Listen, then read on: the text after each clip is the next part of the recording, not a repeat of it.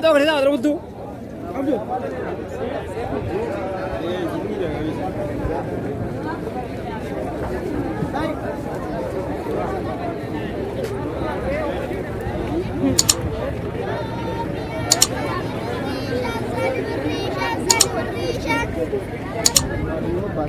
Mal.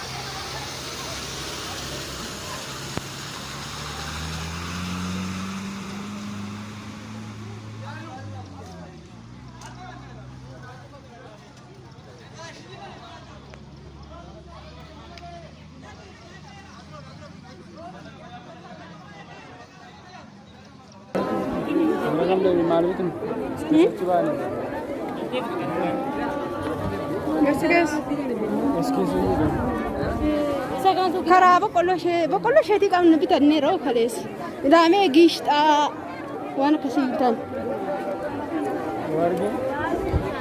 hin jiru giishxaa hin jira jedhani kunuuna boqqolloo isheetii gabaan akkanatti itti dachaatee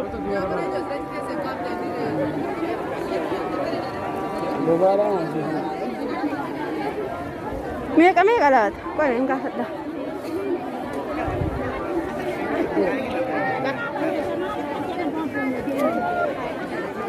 meeqa boqqolloon lama biri kudhanii isumatti wal fixaaraa yaani shantu digdamaa isin nuu kennaa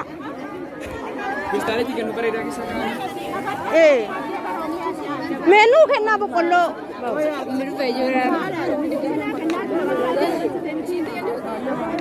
maal sidaas qofa boqqolloo hin jiru dibraa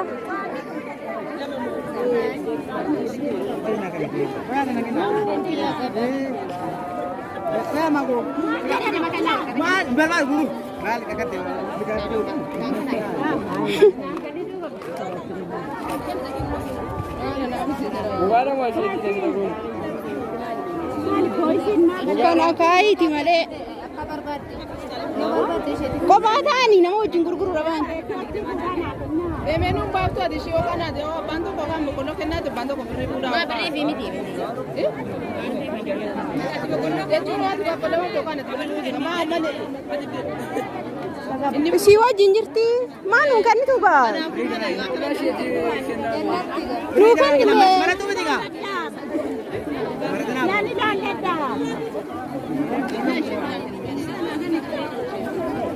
Girri lolaa sirra immoo yaa sala asumatti dinnichi miicame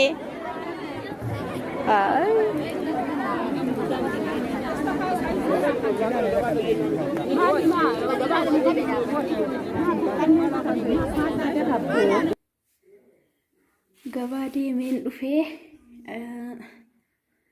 inni kun kazbaraa biyya Arabaatti kazbaraa jennee waamna. Asitti jimbilaala natti fakkaata maqaan isaa. Kun birrii lamaan bitama. Ilaalaadha jimbilaala. Qoosxaa jedhaman kun immoo salaaxaadhaan godhama. Kiyaarri hin jiru. Kiyaarri bakka magaalaa malee baadiyyaa keessa hin jiru. Kun birrii lama. Kefoo jenna kana kefoo beektanii ta'ee maqaa isaa hin beeku. Kun birrii afuriin bitamaa jechaadha laala. Okkee kan biraa immoo muuzii akkasii beektumti raasii kana. Kun birrii lama. Kunis birrii lama. Gishxaan kun birrii 6 tokkoonsaa, kun immoo birrii 4 jechaadha. Shonkoraa beektuu? Shonkoraa biyya keenya kuni birrii 2, kunis birrii 2, akkasitti sadansaa birrii 6. Leemuunni kun tokkoon isii birrii tokko jechaadha. 5nsaa birrii 5 bitama. Boqqolloo isheetii kun 5nsaa kun birrii 20 jechuudha. Gabaa dhaqee kana biteen dhufe kunoo xixiqqoomanii yookaan raafuu maramaa jedhama. Fuufii moo maal jedhama afaan Arabaatiin. Kun birrii 20 jechuudha. Kunoo gabaa deemee kana biteen dhufee isinitti agarsiisuuf.